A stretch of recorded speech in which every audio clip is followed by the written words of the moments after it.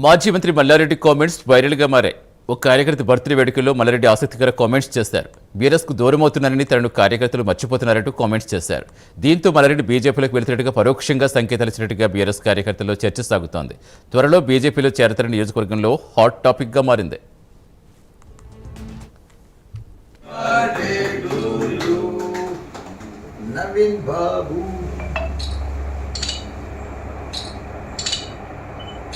నన్ను మర్చిపోతుంది. నేను పాతగా బీఆర్ఎస్ కు దూరం అయినా నన్ను మర్చిపోతుంది. నన్ను మర్చిపోతుంది. నేను పాతగా బీఆర్ఎస్ కు దూరం అయినా నన్ను మర్చిపోతుంది.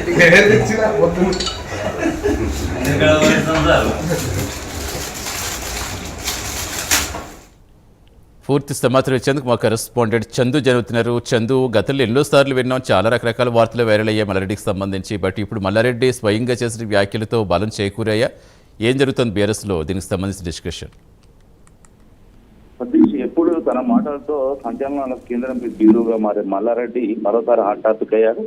ఆయన మాటలు ప్రస్తుతం వైరల్ గా కూడా మారాయి. ఒక కార్యకర్త బర్త్డే వేడుకల్లో మల్లారెడ్డి మాట్లాడుతూ నేను బీఆర్ఎస్ కు దూరం అవుతున్నాను, నన్ను మర్చిపోతున్నారా అంటూ కూడా ఆయన మాట్లాడారు. దీంతో బీఆర్ఎస్ కార్యకర్తలు ఇది చర్చనీయాంశంగా మారింది. మల్లారెడ్డి బీజేపీలోకి వెళ్తున్నాడంటూ పరోక్షంగా సంకేతాలు ఇచ్చినట్టు భావిస్తున్నారు కార్యకర్తలు. ముఖ్యంగా త్వరలోనే బీజేపీలో చేరబోతున్నాడని చర్చ అయితే ప్రస్తుతం చాలా కాలంగా కొనసాగుతా ఉంది. ప్రధానంగా చూసినట్టయితే మల్లారెడ్డి గత కొంతకాలంగా బీఆర్ఎస్ పార్టీ కార్యక్రమాలకైతే దూరంగానే ఉంటున్నారు. ఎందుకంటే బీఆర్ఎస్ పార్టీ ఈ సర్ పేరుతో సభ్యత్వ నమోదు పేరుతో సభలు నిర్వహిస్తా ఉంది. రాష్ట్ర వ్యాప్తంగా ఇప్పటికి దాదాపు 90కి పైగా నియోజకవర్గాల్లో ఈ నియోజకవర్గ సభలు కూడా సమావేశాలు నిర్వహించిన పరిస్థితి. కానీ మల్లారెడ్డి నేషనల్ నియోజకవర్గంలో మాత్రం ఇంతవరకు మల్లారెడ్డి అయితే అక్కడ సభ నిర్వహించలేదు. అక్కడ పార్లమెంట్ ఇన్ఛార్జిగా ఉన్న రాగిడి లక్ష్మారెడ్డి మాత్రమే నిర్వహించారు. మిగతా చోట్ల ఎమ్మెల్యేలే నిర్వహిస్తున్న పరిస్థితి. కానీ మల్లారెడ్డి మాత్రం ఇంతవరకు నిర్వహించలేదు. మొత్తం ఆయన బిజినెస్ అది వ్యాపార పనిలోనే కాలేజీ సంస్థల విషయంలో బిజీగా ఉన్నట్టు తెలుస్తోంది.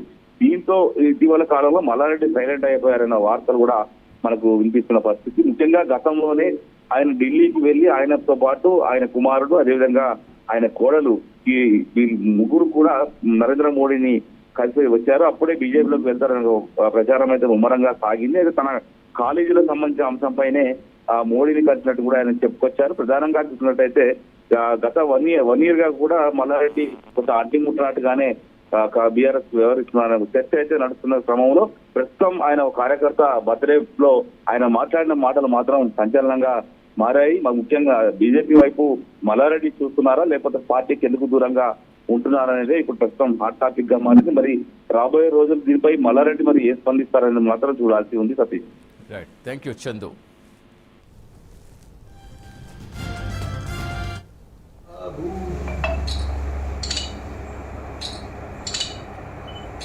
నన్ను మర్చిపోతుంది. నేను పాతగా బీఆర్ఎస్ కు దూరం అయినా నన్ను మర్చిపోతుంది.